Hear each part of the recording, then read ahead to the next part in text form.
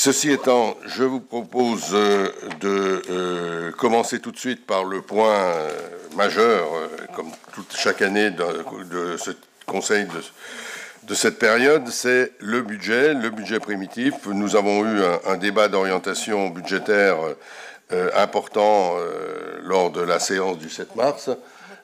Et nous allons aujourd'hui vous traduire les orientations qui ont été définies par cette séance dans un budget que je vais demander à Madame Lachtal de nous présenter.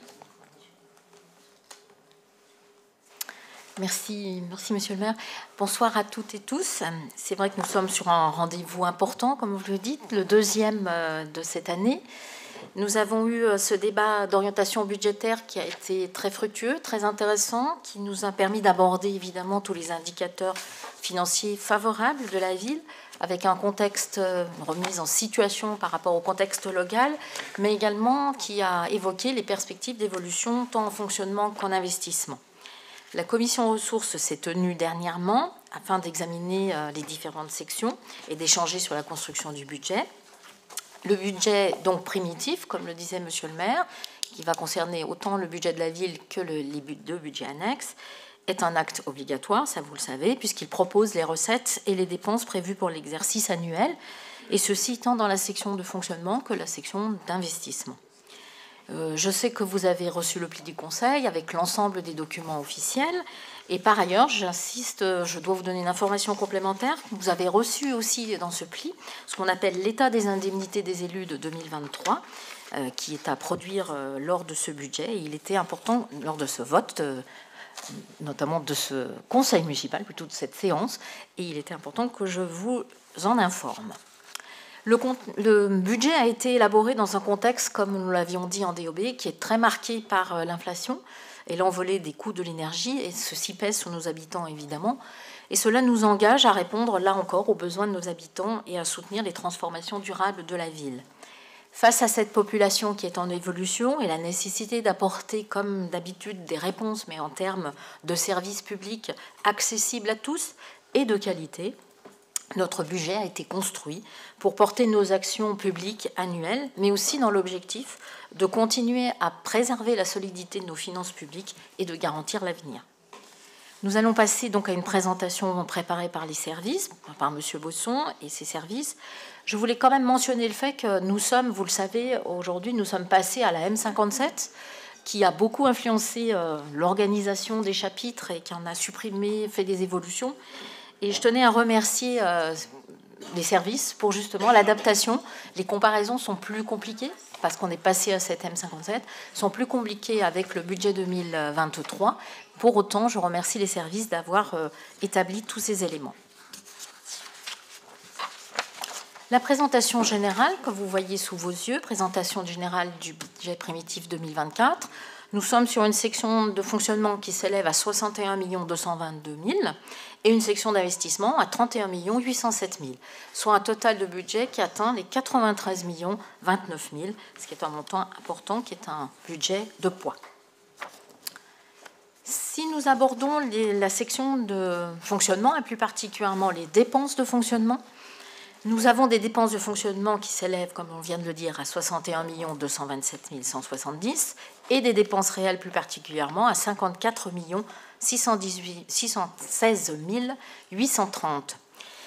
Ces différents chapitres que vous voyez là, vous avez l'habitude qu'on vous les présente, je vais vous donner les éléments essentiels, mais c'est important de jeter un coup d'œil quand même sur ces chapitres et les composants, les comptes qui les composent. Pour les charges à caractère général, vous voyez qu'on atteint 14 217 371, donc évidemment une évolution importante, nous en avions parlé en DOB. Cette augmentation concerne tous les comptes, mais particulièrement le compte achat, puisqu'on a là les effets de l'inflation et surtout sur le poste de l'énergie, gaz, électricité, avec plus de 450 000 € de plus. Mais on a aussi une augmentation des achats de denrées en raison notamment de la montée en puissance de notre restauration, de l'accueil en restauration. Sur les services extérieurs, j'insiste sur, évidemment on est sur des éléments liés aux entretiens de bâtiments liés au sinistre Mandela, mais j'insiste sur la création des 20 places en crèche privée, des contrats de service qui sont importants, l'entaille par ailleurs. Et là encore, il y a des mouvements entre la M50, à cause de la M57 qui troublent un peu les comparaisons. Les autres services extérieurs, nous sommes là sur des augmentations générales également, mais c'est aussi, il faut le souligner, des accompagnements qui se font, notamment par des honoraires, par rapport à nos services, principalement le service de la commande publique, de la tranquillité publique, des parcs et jardins, mais on a aussi des audits liés à notre réflexion sur la DSP, notamment la DSP de l'aérodrome. Et puis également aussi au niveau des assurances. Je passe sur les impôts et taxes, on est sur l'évolution de la taxe foncière. On aborde les charges de personnel, 32 millions, là aussi, 23 207, donc une augmentation à plus de 7%. Annoncée déjà en DOB, nous avions donné les informations qui constituaient cette augmentation. J'insiste sur la notion évidemment des 600 000 pour la création de postes utiles au service, les besoins du service jeunesse, la tranquillité publique, des parcs et jardins également. Mais nous avons tout le glissement vieillesse-technicité, qui est classique, mais aussi l'augmentation du SMIC, l'augmentation du point d'indice et la création de l'indemnité de résidence, qui est importante, vous savez, pour le traitement de nos agents. Le chapitre 14 concerne les atténuations de produits. Je ne m'y attarde pas, c'est principalement des reversements d'impôts liés au casino, liés à la taxe d'habitation sur les résidences secondaires, puisqu'il y a des impositions qui ne sont pas normales et qu'il faut rembourser, mais aussi des reversements liés au FPS. Les autres charges de gestion courante, à 7 millions, elles incorporent là aussi une partie du chapitre 67, subventions exceptionnelles, qui disparaît. Et nous retrouvons dans ce chapitre la subvention au CCAS, qui augmente de 60 000, et puis quelques éléments qui sont également intéressants. Pour continuer ces dépenses de fonctionnement, au-delà des dépenses courantes, nous abordons des charges financières, avec 656 000. Donc là, on est plutôt sur un élément maîtrisé, malgré un dernier emprunt qui a été fait sur l'année 2023, mais qui ne va pas influencer notre charge financière. Nous avons les charges exceptionnelles qui se contentent maintenant du fait de la M57, qui ne concernent plus que les titres annulés sur les exercices antérieurs, soit des dépenses réelles à hauteur de 54 616 830. Mais en dernier, vous voyez, à la fin de la slide, j'attire votre attention sur un élément extrêmement important qui étaye quand même notre politique, à la fois lié à l'investissement après, l'autofinancement qui est à hauteur de plus de 6 millions, 605 340, donc quasiment à la hauteur de celui de 2023. Et ce qui est évidemment extrêmement intéressant pour la période que nous traversons avec tous les grands travaux et les opérations qui sont menées, qui sont dans leur phase de réalisation, nous pouvons financer ainsi une grande part de nos investissements. Il est composé, comme vous le voyez, du virement à la section d'investissement, nous verrons donc tout à l'heure un investissement, à hauteur de 3 465 000, et des dotations aux amortissements à hauteur de 3 140 340. Il ne faut pas oublier, comme nous vous l'avons dit et que nous le répétons chaque fois au budget, évidemment, mais que nous l'avons dit en DOB, cet autofinancement sera également abondé en budget supplémentaire par la reprise des excédents 2023. Et cela, évidemment, permettra de diminuer les emprunts auxquels nous aurons à recourir. Là encore une fois, sûrement autour des 4 à 5 millions. Nous pouvons passer aux recettes de fonctionnement, mais il y a un petit graphique, voilà, c'est ça. Je ne fais pas de blague aujourd'hui, je pars directement du petit graphique. La ventilation, qui est toujours intéressante par fonction, elle traduit évidemment les politiques et les priorités menées par la municipalité. Vous voyez que nous sommes avec un pourcentage au niveau de l'éducation qui est en augmentation, qui atteint plus de 18%, qui est suivi par l'aménagement urbain à 15,8%, trois thématiques qui se ressemblent, en tout cas qui sont dans un trio, avec la santé action sociale à 11,8, comme le sport et jeunesse, là aussi c'est une politique importante, et la culture à 12,2%. Je n'oublie pas l'événementiel, avec une particularité à 2,5%, et la tranquillité publique à 4,3%. Enfin, les services généraux, ça c'est l'ensemble de ce qui nous porte, avec 25,5%. Nous pouvons passer aux recettes. Les recettes, alors là, les recettes, nous allons avoir plusieurs slides qui vont un peu redécomposer. Ça permettra de suivre peut-être de façon un petit peu plus ludique, si je peux me permettre. Donc d'abord, les recettes s'élèvent à 61 42 170. Oui, j'ose les mots, hein, carrément. C'est une situation vraiment intéressante cette année également. Nous allons détailler quelques-uns des chapitres. D'abord, les atténuations de charges, qui sont des remboursements sur les rémunérations de personnel. Donc, vous voyez, elles atteignent 181 700. Nous avons ensuite tout ce qui est classé sous produits de gestion courante avec les principaux éléments. Vous retrouvez là, évidemment, les produits des services, les redevances des services à 1 670 000. Le remboursement des frais du personnel par le CCAS, hein, qui réduit évidemment le montant qu'on a en dépenses au niveau des charges de personnel. Pour le CCAS comme pour la résidence autonomie l'eau vive, à 1 573 000. Les redevances de stationnement, là, nous, on est dans le cadre évidemment de la collecte sur la voirie et dans le cadre de la DSP, à 1 315 000. On les retrouvera aussi, on les a retrouvés aussi en dépenses tout à l'heure. Les redevances, le forfait post-stationnement qui nous a étonné lors des discussions en DOB, on les élève à 950 000, on les prévoit à ce montant-là, sachant qu'on pense qu'il y a comportement et puis les travaux et ainsi de suite. Donc on verra. C'est vraiment quelque chose sur lequel on stabilise à 950 000. On verra ce que donnera après la fin de l'année.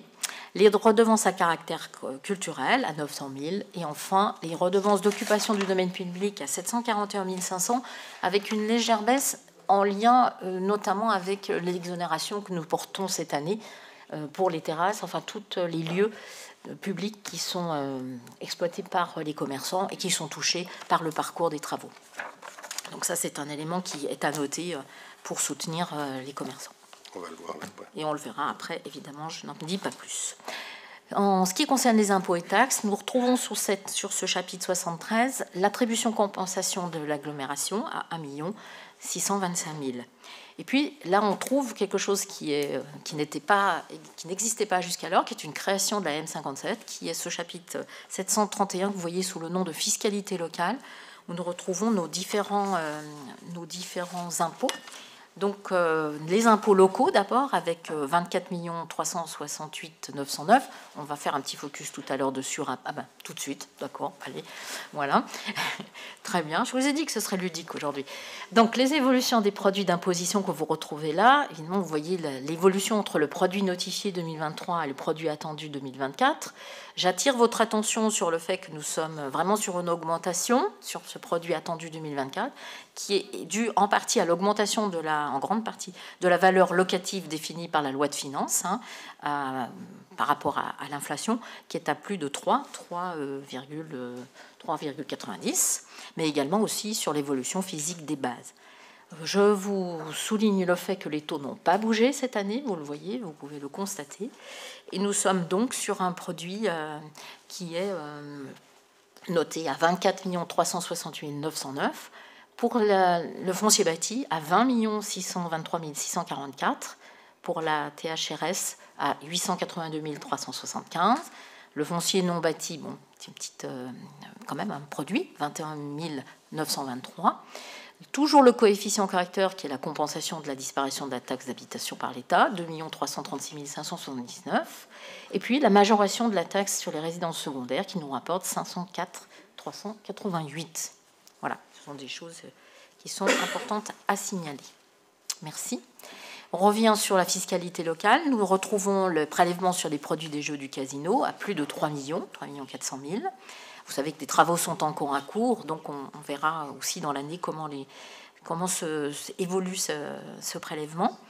La taxe additionnelle sur les droits de mutation qui est en baisse, mais qui tend même encore à 1 650 000, diminution liée au contexte des transactions. La taxe sur la consommation finale d'électricité à 700 000, il y a des éléments de périodicité de versement. Et puis, c'est les seuls qui sont notés là. Il y en a d'autres, mais celles-ci sont les essentielles. Nous retrouvons encore sous le titre de dotation et participation la contribution financière genevoise, qui est un élément important dans notre budget, à plus de 13 millions. Vous savez que Elle a été augmentée sur l'année 2023 de façon très forte et surprenante, mais voilà, on le note à 13 millions cette année. La dotation forfaitaire de l'État, la DSU et la dotation de solidarité urbaine, qui sont toutes en augmentation et qui sont intéressantes pour notre commune. Une particularité aussi avec la participation de la CAF, c'est aussi une nouveauté de la M57, avec une ligne spécifique sur les versements de la CAF. Et là, c'est des versements qui sont liés aux vacances, au centre de loisirs, au CLSH, sachant qu'on a aussi des éléments liés au berceau, avec un versement de la CAF directement aux organismes de crèches privées, mais qui donc nous réduisent nos coûts. Les autres produits de gestion courante, qui sont les revenus d'immeubles, à 451 500. Puis si on revient à nouveau sur la slide principale, on retrouve enfin donc les subventions d'investissement transférées, d'amortissables, transférées en fonctionnement, qui sont d'un ordre de 180 000 euros. Voilà pour ces recettes de fonctionnement. Nous pouvons passer à ce moment-là à la section d'investissement, et plus particulièrement, on commence par les dépenses. Le budget primitif s'équilibre sur la section d'investissement à 31 807 470. En ce qui concerne les dépenses, elles sont évidemment en hausse. On l'a évoqué suffisamment en DOB. Vous savez que nous sommes sur une période de réalisation des travaux très importants. Donc, les dépenses réelles atteignent 30 927 470, mais des dépenses d'équipement à hauteur de 27 402 470. Ces dépenses d'équipement, elles vont donner lieu là aussi à une présentation un peu particulière. D'abord, les immobilisations incorporelles qui sont à 174 700, qui concernent surtout des logiciels, des frais d'études et ainsi de suite. Les subventions d'équipement à 719 000, qui concernent du matériel informatique, de l'attribution de compensation à Annemasse Aglo pour les ZAE, à 170 000 également, et aussi une contribution pour le PLH logement social. Ensuite, on va passer à une autre dia qui donne des détails sur d'abord les acquisitions. Les acquisitions qui sont, c'est le chapitre 21, les acquisitions qui sont à hauteur, là, comme vous le voyez, de 2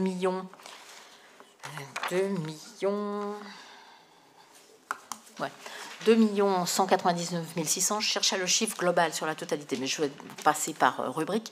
Les acquisitions immobilières à 2 199 600. On y retrouve des éléments que vous connaissez déjà, qui sont évidemment l'acquisition moine locose au sein de l'îlot de Faux, à plus de 2 millions. Les acquisitions avec les terrains SNCF pour l'église urbaine, à 85. Puis les acquisitions VFA, à la fois pour le rez-de-chaussée et pour le logement, qui se répartissent sur plusieurs années à 64 600, et diverses acquisitions à 20 000. Viennent ensuite les éléments liés à des acquisitions mobilières. Les acquisitions mobilières, elles concernent de toutes sortes de choses, mais principalement des acquisitions de véhicules, 188 640, toutes sortes de mobilier. Mais j'attire votre attention sur des éléments qui sont nouveaux également, parce que là, on distingue, par exemple, pour le matériel informatique ou pour le mobilier, des matériel informatique tout site, mais aussi du matériel, de la mobilisation du matériel et d'implants scolaires, périscolaires, mais j'ai vu aussi, non, on l'a pas noté. Bon, il y a aussi l'informatique des écoles, comme vous le voyez, à 85 850, et le matériel informatique tout site à 99 500, et c'est la même distinction pour le mobilier scolaire, périscolaire. Donc ça, c'est une nouveauté de la M57. Du matériel de cuisine, de la plantation d'arbres et des végétaux. Comme on dit, ça coûte pas si cher que ça, on peut y aller. Donc c'est très important aussi pour les acquisitions. Voilà pour cet élément-là. On passe ensuite aux travaux à hauteur de 6 7 800. Il se distingue en travaux de bâtiments, aménagement de terrain et travaux de voirie. Pour les aménagements de terrain, des aménagements d'espaces verts et des aires de jeu. Les aires de jeu, on est sur une rubrique qui avance petit à petit, 170 000. Pour les aménagements, les travaux de bâtiments, on est à 1 872 800. Vous avez là différents sujets, mais vous avez le photovoltaïque dans les écoles, des réhabilitations à plus d'1 million, l'hôtel de ville, des rénovations au sein des services à 104 000, la création qui est importante également de la halte garderie du Perrier, 100 000, des alarmes PMS, le stade de Jantet avec les rénovations de vestiaires, la ferme Château-Rouge pour des réaménagements de logements, l'accessibilité, j'insiste toujours, c'est constant, 35 000, et des aménagements de locaux pour moins de locaux, ce qu'on a évoqué tout à l'heure. En ce qui concerne les travaux de voirie, là aussi on est sur des programmes d'entretien récurrents, mais c'est important de les souligner avec les 500 000. Les deux cours d'école désimperméabilisés cette année à 888 000. Des agencements de voirie, trottoirs, réfections qui sont là aussi courants et qui sont importants pour l'état de notre ville à 285 000. L'éclairage public, les boucles urbaines, les accès liés aux locaux de la tranquillité publique et puis l'extension des vidéoprotections à hauteur de 100 000, soit 2 965 000. Je donne l'essentiel, là. Je ne vous donne pas tout forcément. Mais voilà. Nous finissons, enfin pas tout à fait, on reviendra sur la slide principale, les opérations d'équipement à plus de 16 millions, 16 983 615. Elles sont classées par ordre de montant d'investissement. Vous retrouvez des choses que vous connaissez, mais qui sont, comme je le disais tout à l'heure en introduction, des gros travaux qui s'achèvent, ou en tout cas qui sont en pleine réalisation. Le groupe scolaire Louise Michel, qui n'est pas fini sur l'année, mais qui est déjà à 6 400 000. La piétonisation à plus de 3 700 000. Les locaux de la tranquillité publique, 2 600 000. La passerelle sur Lave, 1 860 000.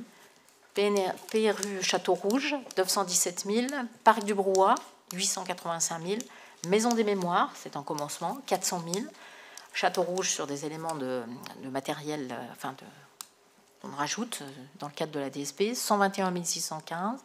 L'extension du groupe scolaire Mermoz, là on est plus sur les 5 derniers, sur des ajustements de prix et ainsi de suite. Donc pour ça, les montants ne sont pas très élevés, mais voilà, on est sur des rubriques que vous connaissez, des opérations que vous connaissiez déjà.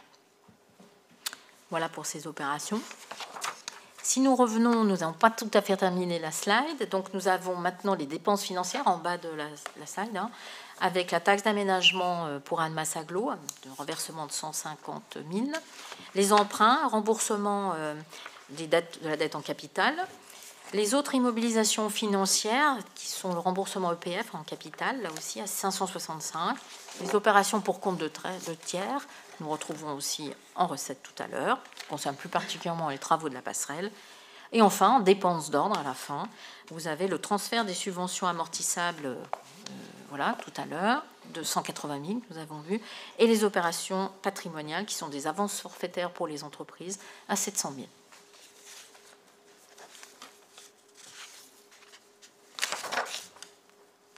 Nous pouvons passer, ces dépenses étant examinées, aux recettes d'investissement.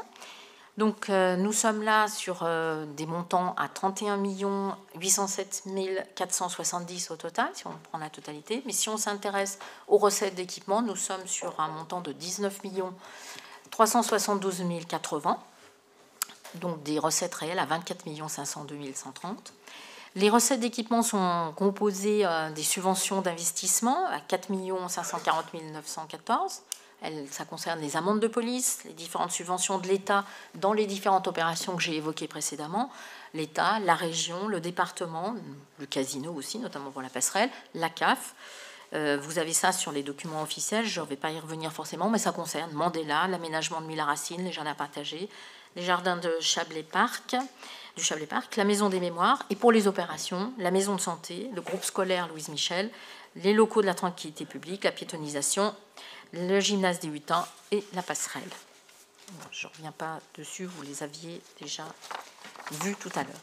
Si on continue, nous sommes sur le chapitre 16 avec les emprunts et dettes assimilées. Là aussi, nous avons présenté ces éléments dans notre DOB.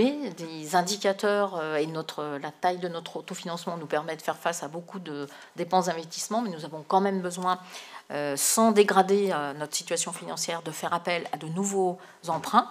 Vous saviez, voilà. Donc ces emprunts sont près de 15 millions, exactement 14 831 166. Et là aussi, vous savez qu'avec la reprise des excédents, comme je le disais tout à l'heure, nous aurons de toute façon une remise à plat de ce montant-là, plutôt autour de 8 à 10 millions. Mais nous reviendrons tout cela après. Sachez quand même que ces emprunts, on va tenter, en fonction de bien s'adapter à l'avancée des travaux et les repousser dans l'année au maximum, ne serait-ce que pour bénéficier de taux les plus favorables. Les recettes financières continuent en dotation et fonds divers à 2 590 000. Nous retrouvons là les fonds de compensation FCTVA, 2 140 000, la taxe d'aménagement, 450 000, et puis des autres immobilisations financières qui sont le remboursement des budgets annexes de l'avance faite par la ville. Les produits de cession et vente de terrain, c'est première vente de terrain sur la ZAC de Château-Rouge à 2 200 000. Les opérations pour compte de tiers qu'on a vues tout à l'heure qui étaient importantes. Les autres recettes et opérations d'ordre, eh bien, on retrouve le virement de la section de fonctionnement à 3 465 000. Les amortissements et immobilisations à 3 140 340. Et les opérations patrimoniales que nous avons également vues en dépenses à 700 000. Voilà, monsieur le maire, pour l'essentiel du budget de la ville. Et voilà, je vous laisse la main. Oui, merci pour cette présentation. Je voudrais, en conclusion de cette présentation, revenir tout de suite sur un certain nombre de données qu'on a vues d'ailleurs au moment du débat budgétaire précédent, enfin du rapport du ROB, voilà. J'y suis, du rapport d'orientation budgétaire. D'abord, un simple rappel, vous l'avez vu et nous l'avions annoncé qu'il n'y aurait pas de nouvelle augmentation des taux d'imposition, qu'on s'est engagé en 2023 à augmenter une fois pendant le mandat, donc il n'y en aura pas d'autres, on le maintient. Et pour rappeler quand même que l'on est à un taux, certes important, c'est jamais insignifiant, mais qui est à 37,21%. Et quand on compare avec les collectivités proches, enfin de même grandeur que nous, c'est-à-dire les villes entre 20 et 100 000 habitants, la moyenne est à plus de 46%.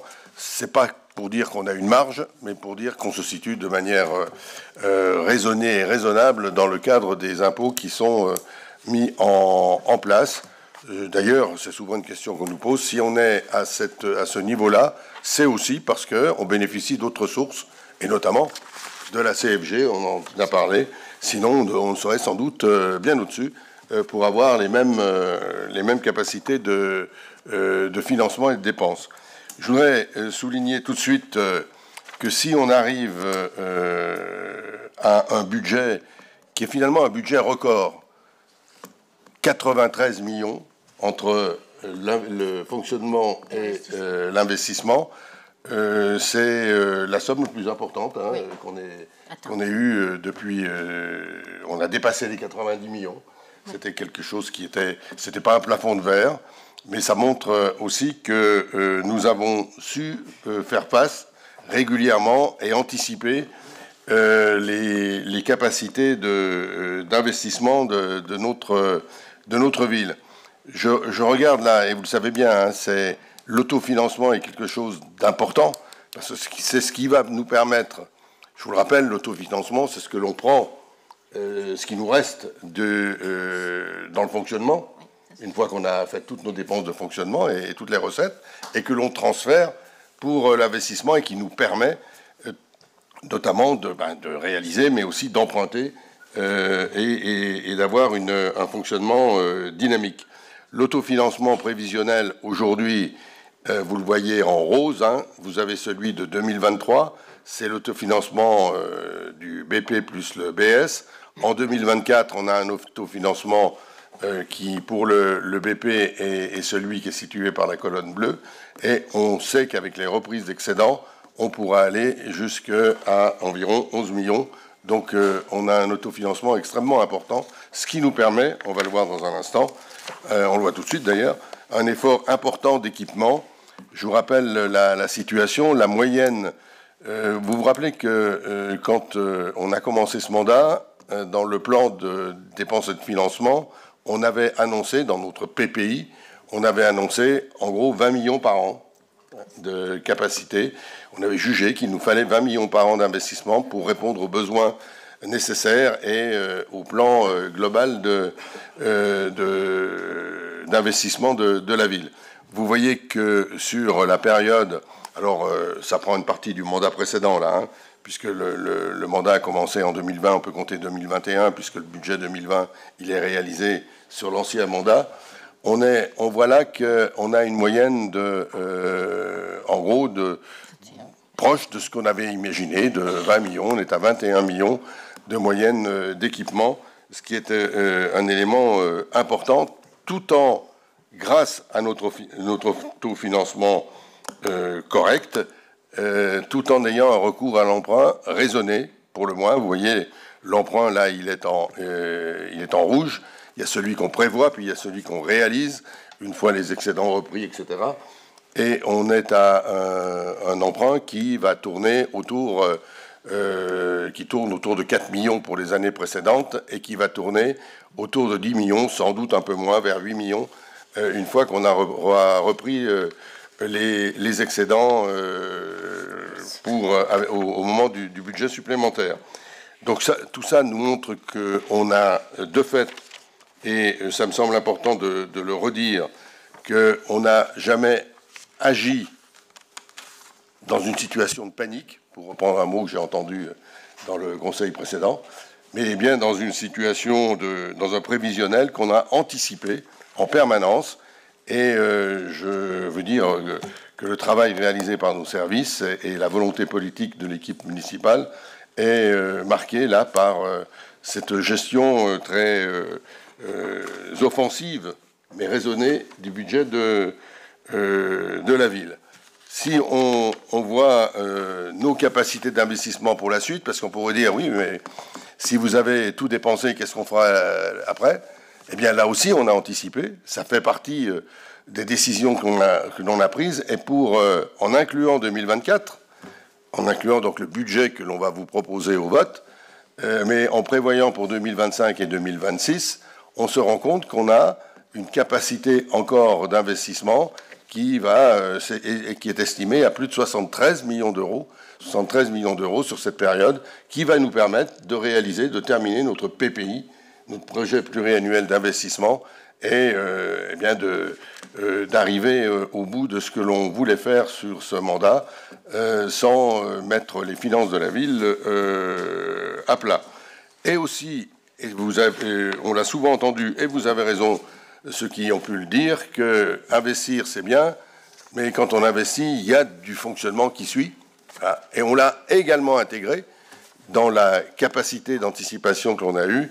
Vous voyez que sur les périodes 24-26, alors on cite quelques exemples que je ne reprendrai pas, parce qu'on l'avait déjà cité l'année dernière, mais sur la période 24-26, on a à terme de nouvelles dépenses de fonctionnement liées aux nouvelles réalisations ou à l'augmentation de capacité de certains de nos services. On est à environ 2,5 millions, 2,6 millions d'euros par an de dépenses de fonctionnement supplémentaires qui sont assurées, qui sont pris en compte dans nos capacités financières.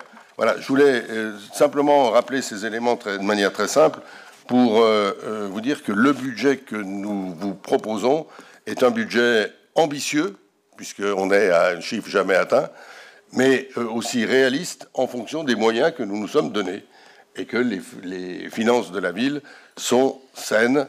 Et je sais que beaucoup nous regardent avec un peu d'envie quand on regarde les finances de la ville et les réalisations de cette ville. Donc ça fait du bien de le dire de temps en temps, voilà, je dis très simplement. Voilà, je crois qu'on va pouvoir en rester là pour la présentation, et puis on passera ensuite aux autres budgets, oui, aux budgets annexes, aérodrome, Chablais Parc notamment. J'ouvre bien volontiers le débat, les échanges sur cette présentation de budget. Monsieur Gaconnet, je vous donne la parole. Oui, bonsoir à tous. Bon, de débat, il n'y en aura pas, puisqu'on l'a déjà vu lors du dernier conseil, et que ça a déjà duré très longtemps, mais juste pour un peu nuancer votre envolée lyrique, c'est vrai qu'à un moment donné, les chiffres de 2023 et ceux projetés n'étaient pas du tout en phase. Je l'ai déjà beaucoup évoqué, je reviendrai pas dessus. Vous parlez d'investissement record, c'est vrai, et vous avez toujours une vision, et je le regrette, à très court terme, c'est-à-dire, vous me dites, voilà, on peut voir jusqu'en 24, 25, 26. Oui, vous investissez effectivement plus de 120 millions, plus de 20 millions sur chaque année de mandat, et que vous avez déjà anticipé le fonctionnement. Mais le fonctionnement, vous l'avez estimé sur 24, 25, 26. La ville, elle ne s'arrêtera pas en 2026. Que vous soyez là ou pas, la vie continuera à Annemasse. Et moi, ce qui m'intéresse, parce que peut-être que je serai encore là autour de la table sur le prochain mandat, c'est 27, 28, 29. Et là, ce que vous faites aujourd'hui, c'est un peu toujours de la surenchère, c'est-à-dire qu'on va se retrouver en 28, 29 à devoir réaugmenter les impôts parce que on doit pallier à tous les investissements qui sont faits actuellement. Voilà. Donc là, vous nous faites une projection de chiffres qui est très saine. Vous dire, monsieur Boucher avait raison, on peut faire n'importe quel audit à l'instant T, voire même jusqu'en 2026, les finances seront saines, parce qu'on a eu recours à l'impôt en 2023, et ça, il ne faudra pas l'oublier non plus au moment de dire que les finances sont saines, parce que ça a permis de passer le gap.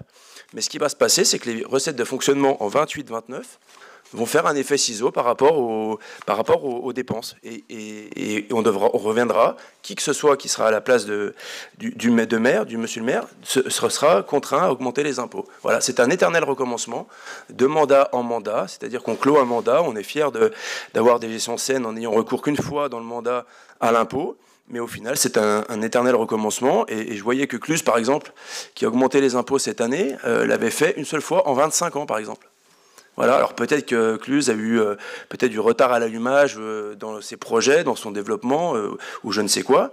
Il n'empêche qu'avoir recours à l'augmentation des impôts une fois par mandat n'est pas forcément une chose qui doit être inscrite dans le marbre. Voilà, ça c'est la première des choses. Sachant que je suis désolé, mais beaucoup ici sont autour de la table également à l'agglomération. On ne peut pas toujours se dédouaner de ce qui se passe à l'agglomération. Voilà, le débat a eu lieu. L'agglo avait également des finances extrêmement saines et faisait la fierté de certainement beaucoup d'agglomérations d'ailleurs de France et de Navarre. Et il n'empêche qu'aujourd'hui, il a fallu augmenter les taux d'imposition parce qu'on n'est pas capable de finir le budget. Ça vient toujours ponctionner les mêmes personnes, qu'on le veuille ou non. Quand on augmente les taux du foncier bâti, c'est toujours les mêmes personnes. Je fais abstraction de la résidence secondaire qui est effectivement un dossier sur lequel on pourrait encore se retrouver. Mais il n'empêche que sur la taxe du foncier bâti, ça reste toujours les mêmes personnes. Voilà, les propriétaires. Alors c'est ceux qui sont toujours considérés comme des personnes avec des revenus aisés. Je le redis une fois de plus, et je le dirai autant que j'aurai le micro et autant que je pourrai le dire, ce ne sont pas toujours des gens aisés. Voilà. Donc investir, oui. Investir avec intelligence, certainement. Mais il y a un moment donné, je suis désolé, avoir absolument un PPI à 120 millions, c'est certainement très flatteur pour une équipe en place et des projets à porter et des commissions d'appel d'offres et tout ce qu'on peut avoir comme envie en tant qu'élu. Mais il y a un moment donné, j'en reviens sur le terme que j'utilisais lors du dernier conseil, il faut de la sobriété. Voilà. Et là, certes, vous pourrez dire que votre mandat 2026 aura été fini avec plus de 120 millions d'investissements, avec un seul recours à l'impôt, mais vous condamnez votre successeur à les augmenter en 2028 ou en 2029. Merci. Sur cette remarque, d'abord, vous me permettrez de penser que je n'ai pas fait d'envolée lyrique, parce que je ne vais pas faire du lyrisme avec les chiffres. Mais je crois que vous faites une erreur dans la manière dont on présente les choses. Vous pensez qu'on pourrait continuer, on pourrait très bien avoir des colonnes qui continuent, 27, 28, 29, mais il y a des éléments, évidemment, qu'on ne connaît pas. On ne sait pas quelle sera la politique nationale, comment seront redistribuées les dotations. Il y a des choses qu'on ne connaît pas, mais celui ou celle qui sera à ma place en 2026, il aura, et c'est là où c'est important, il aura des finances saines. Après, ce sera sa politique qui sera mise en place. Sa politique d'investissement, il pourra continuer ou pas, ou freiner, ou arrêter. Et puis cette politique d'investissement, elle entraînera, si l'équipe nouvelle le souhaite ou pas, une augmentation d'impôts, ou il n'y aura pas d'augmentation d'impôts, et il y aura moins de réalisations, mais les finances seront saines. Je n'ai pas publié un document que vous connaissez, qu'on a publié lors du ROB, qui est l'endettement, vous savez, le temps qu'il faut pour rembourser la dette, le nombre d'années. C'est un document important. On en a beaucoup parlé à l'agglo lors du débat sur le budget. La ville d'Annemasse, elle est à 3 années. 2,4 années. 2,4. Vous savez que la barre rouge, pour ceux qui contrôlent nos finances, l'État, elle est à 12 années. 12 années. 2,4 années, 12 années. C'est-à-dire que les finances, globalement, de la ville sont saines, puisqu'on n'a pas des dettes considérables, quand on peut les rembourser en deux exercices et demi, c'est qu'on n'en a pas des dettes considérables. Et ce qui nous donne les capacités d'autofinancement, ce qui nous donne cette capacité de continuer. Après, ceux qui seront à ma place, ils mettront la barre où ils voudront. Mais moi, ce que je sais, c'est que les finances que je laisserai avec mon équipe à la fin de ce mandat seront des finances parfaitement saines. C'est-à-dire que la personne qui sera là n'aura pas à se poser la question « Comment je vais faire pour rembourser les dettes précédentes ? Comment je vais faire pour faire que je puisse appliquer ma politique puisque je suis obligé de rembourser et de payer tout ce que le prédécesseur a fait et n'a pas payé ?» Non, on aura tout payé, ce sera clair. Et c'est un élément essentiel. Je crois que c'est ça la gestion saine, la gestion anticipée que l'on a faite depuis le début. Alors certes, à chaque mandat, on a fait une augmentation d'impôts qu'on a voulu la plus légère possible, une augmentation d'impôts raisonnée, et on s'en est pas caché. Mais vous avez vu où on se situe, il y a encore de la marge, vous avez vu ce qui est fait, et c'est un élément important. Je pense qu'on est dans une situation qui me semble tout à fait logique et importante. Après, l'augmentation par mandat n'est pas inscrite dans le marbre, vous avez raison, c'est pas inscrit dans le marbre, c'est inscrit dans une politique, et c'est ceux qui seront là, qui feront la politique, qui le décideront. Nous avons pu réaliser ces mandats avec des éléments qui sont très clairs. Un mot sur l'agglo. Je veux dire, d'abord, le débat sur l'agglo a conclu à un vote unanime, moins 5 voix contre, si je me souviens bien, pour le budget, 5 voix contre et une abstention. Bon, il y a eu un débat important sur les impôts ou sur les réalisations, mais à l'agglo, on a fait comme à la ville. Et je voudrais revenir sur un mot que vous avez utilisé et que je partage. C'est, je ne sais pas si c'est le mot sobriété, mais quelque chose comme ça, voilà. Oui, il n'y a aucune dépense dans cette ville qui n'est pas une dépense qui prend en compte la sobriété et la simplicité. Il n'y a pas des dépenses en or, des choses qui servent à rien et qu'on veut mettre en avant. On est très vigilant sur ces dépenses. Chaque euro compte. C'est pour ça que l'on peut aussi avoir une gestion saine, et je tenais à le dire. L'agglo, c'est un autre sujet, on ne va pas y venir ici, mais vous le savez bien, on a vécu, et je l'en sais puisque j'ai présidé l'agglo, on a vécu pendant un moment sur des réserves extrêmement importantes, et ben voilà, on n'a pas augmenté les impôts, on aurait peut-être dû le faire avant. On aurait dû le faire avant pour éviter cet à-coup aujourd'hui. Aujourd'hui, moi, si j'ai un regret, y compris dans ma présidence, c'est d'avoir été trop optimiste sur les réserves que l'on avait à l'agglo et de ne pas avoir été en capacité de faire le geste nécessaire pour ne pas se retrouver devant une difficulté que l'on a surmontée et que l'on va surmonter grâce au vote qui a eu lieu l'autre soir. Voilà ce que je voudrais dire très simplement par rapport à cette situation. Nous pensons, ça je tiens à le dire très fermement, nous pensons en permanence à la suite. Jamais il y a eu une politique qui voulait dire « après nous le déluge ». Non, après nous, il y aura, et j'espère que ce sera par une équipe qui sera dans la continuité, après nous, il y aura des possibilités de continuer à être au service des Annemassiens. Monsieur Boucher. Oui, monsieur le maire, j'avais pas prévu d'intervenir puisqu'on a beaucoup débattu la semaine dernière, mais je voudrais revenir sur le... Bon, j'aime bien rebondir sur ce que dit monsieur Gacquonet en général. Donc, effectivement, vous avez parlé des nouvelles dépenses de fonctionnement qui viennent de nos réalisations. Bon, elles sont là sous les yeux. Vous les avez sous les yeux, là. Donc, effectivement, elles se retrouveront après 2026. Vous avez raison. Mais lesquelles sont de trop? Est-ce qu'il n'était pas nécessaire de faire un groupe scolaire? Est-ce qu'il n'est pas nécessaire d'augmenter la capacité de la restauration scolaire? ne souhaitez-vous pas plus de sécurité dans notre ville et de policiers municipaux et un centre de supervision urbaine?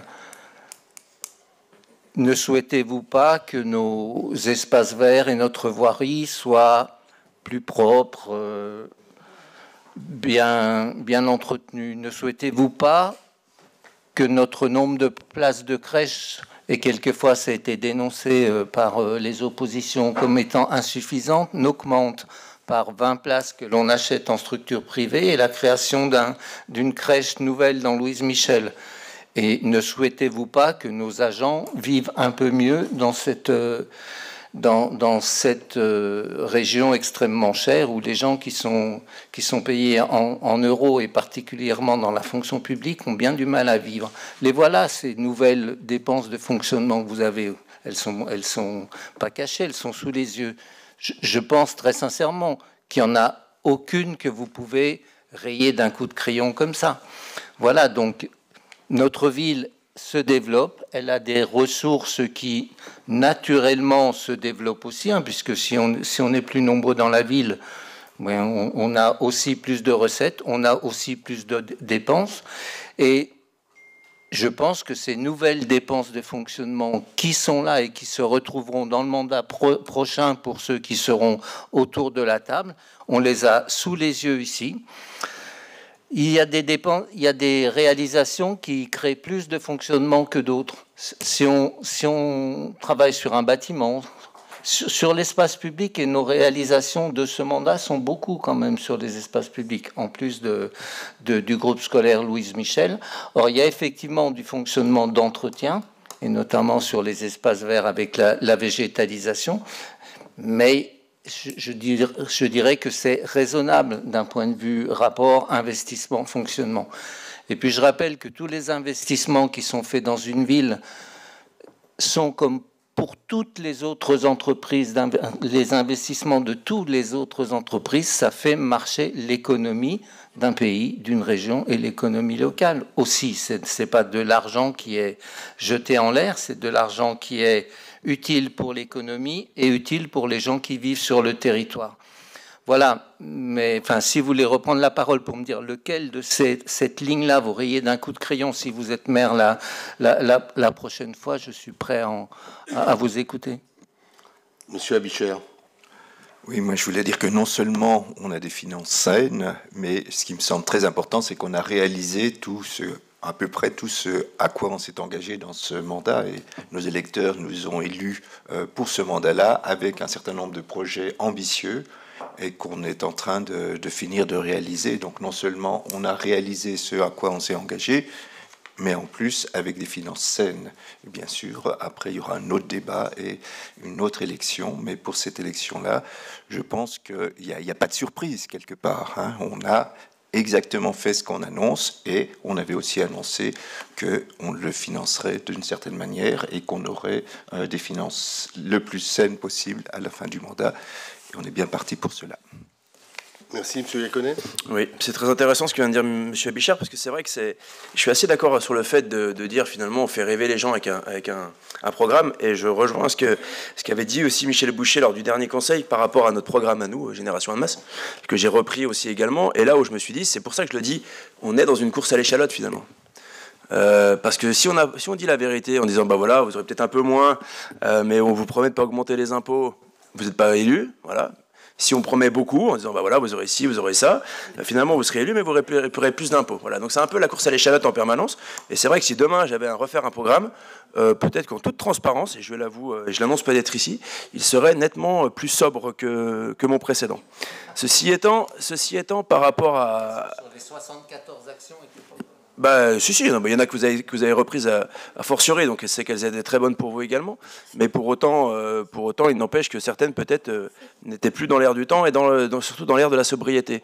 Voilà, vous investissez 127 millions d'euros sur un mandat, et là, vous me sortez plus de 2,6 millions de dépenses de fonctionnement. À peu près. Voilà. Oui, à peu près. Alors, investissez chaque année 127 millions, parce que si en fonctionnement, c'est que 2,5 millions, c'est qu'à un moment donné, il en manque un peu quelque part. Ou alors, il y a un truc que je ne comprends pas. Donc, est-ce que dedans, on pourrait aller... Je ne vais pas aller chipoter, mais c'est sûr que dans une construction, il y a l'énergie, il y a le fonctionnement, il y a effectivement les agents. Enfin, il n'y a pas que les agents, il y a tout ce qui va derrière également. Donc, c'est pas la peine de minorer des chiffres à un moment donné, puis d'en augmenter après, ou d'en oublier d'un côté, et puis de me les ressortir de l'autre. Donc je n'enlève rien à ce qui est là, parce que je pense que, et j'augmenterai même les policiers municipaux à défaut d'autres choses, puisque c'est vraiment ce qui manque aujourd'hui quand on voit tout ce qui se passe dans notre ville. Ça, c'est vraiment les policiers municipaux qui auraient vraiment besoin d'avoir en nombre. Et je pense que ma collègue de droite, qui malheureusement nous est partie, pourrait encore en témoigner sur ce qui lui est arrivé aujourd'hui. Donc ça, je pense qu'il y a effectivement, quand on voit 4,5% sur la tranquillité publique dans Annemasse, je pense que là, par contre, il y a un problème de pourcentage, ou alors un décalage avec ce qu'on vit dans notre ville. Ceci étant, on va clore, parce que le débat a déjà eu lieu, donc je ne vais pas remettre une pièce dans la machine. J'ai juste un point sur lequel j'étais déjà intervenu l'année dernière qui n'a pas été fait, et s'il faut prendre une démarche un peu plus formelle, je le ferai, concernant les indemnités de notre conseiller municipal du Rassemblement national, Kevin Chalis-Dos Ramos, qui prend encore plus de 700 € par an pour un emploi fictif. Voilà. Donc soit on cautionne une année de plus cet État, soit on tranche dans le vif et on lui supprime ses indemnités, ce qui était d'ailleurs un point précis quand on a voté, ou en tout cas échangé avec vous, monsieur le maire, sur les indemnités dues aux conseillers municipaux d'opposition. Merci. Merci. Alors sur ce dernier point, je partage votre indignation et je m'engage à trouver le moyen, parce qu'il faut le moyen juridique, pour arrêter le financement de cette, non pas emploi, parce que c'est pas un emploi, mais de cette mission fictive. Là, je suis tout à fait d'accord, et je profite d'ailleurs pour dire que c'est pas le premier mandat que des élus, qu'ils s'appellent Front National ou Rassemblement National, sont présents au moment des élections, puis à 2 conseils municipaux, et ensuite disparaissent. Donc voilà, c'est une habitude que chacun sache pour qui il vote et quel est l'engagement des gens qu'ils votent, pour qui ils votent. Et d'ailleurs, le travail que l'on fait dans cette Assemblée, y compris avec l'opposition que vous représentez, est un travail, bien sûr, avec des positions différentes, mais un travail qui montre que chacun est engagé en fonction de ses responsabilités. Et je remercie tous ceux qui sont autour de cette table. Sur les questions des 2,6 millions, non, il ne faut pas calculer comme ça, monsieur Gaconnet. C'est-à-dire qu'on ne part pas de zéro. On a déjà des dépenses de fonctionnement, une base importante. Et cette base, elle augmente, liée à l'augmentation de l'énergie, par exemple, du prix de l'énergie, à l'augmentation des moyens humains pour réaliser nos tâches différentes. Et c'est pour ça que le budget, il ne stagne pas en fonctionnement. Donc on ne cache rien. Simplement, ce qu'on a mis sur cette diapo, c'est ce qui vient en plus, et que nous assurons, grâce à notre gestion saine, pouvoir payer sans problème jusqu'en 2026 et au-delà. Je le répète, c'est au-delà, mais je me garde bien de faire des projections très longues dans le temps. Mais vous savez, les colonnes, elles se suivront, elles se ressembleront. On pourra d'ailleurs en reparler. S'il n'y a plus d'intervention, je vous propose, il n'y a pas d'autres interventions, je vous propose de passer au vote de ce budget. Est-ce qu'il y a des votes contre ? Oui, j'attendais. Merci. Oui, avec les pouvoirs. Hein. Donc, Monsieur Loiseau, Monsieur Gaconnet, et Madame Meika et Madame Dejean. Voilà. Est-ce qu'il y a des abstentions ? Pas d'abstention. Merci.